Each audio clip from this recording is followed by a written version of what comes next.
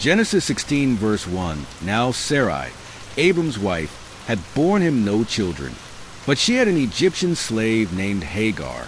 Sarai's barrenness introduces a new development. Genesis 16 verse 2. So she said to Abram, "The Lord has kept me from having children. Go, sleep with my slave. Perhaps I can build a family through her." Sarai suggests using Hagar to have a child. Genesis 16 verse 3, Abram agreed to what Sarai said. So after Abram had been living in Canaan 10 years, Sarai took Hagar and gave her to her husband. Abram consents to Sarai's plan. Genesis 16 verse 4, he slept with Hagar and she conceived. When she knew she was pregnant, she began to despise her mistress. Hagar's pregnancy causes tension.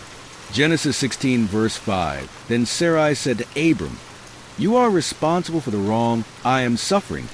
Sarai blames Abram for the fallout with Hagar.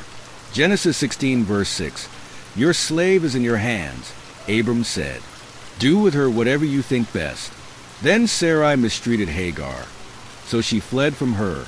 Hagar runs away due to Sarai's harsh treatment. Genesis 16 verse 7, the angel of the Lord found Hagar near a spring in the desert. It was the spring that is beside the road to Shur. God intervenes by sending an angel to Hagar. Genesis 16 verse 8, and he said, "Hagar, slave of Sarai, where have you come from, and where are you going?" The angel questions Hagar to reveal her situation.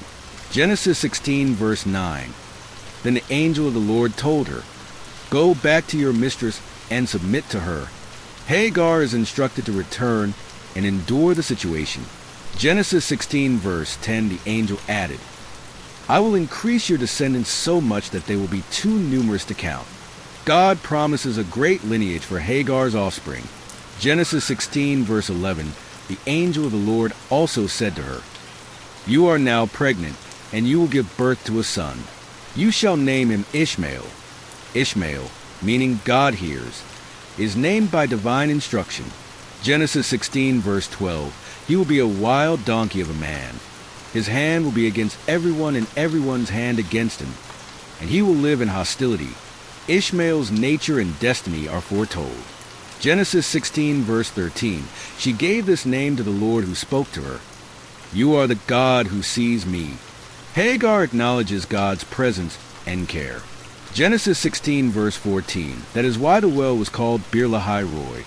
It is still there, between Kadesh and Bered. The place is named after God's revelation to Hagar. Genesis 16 verse 15. So Hagar bore Abram a son, and Abram gave the name Ishmael to the son she had born. Ishmael becomes Abram's firstborn. Genesis 16 verse 16, Abram was 86 years old when Hagar bore him Ishmael. Ishmael is born when Abram is advanced in age.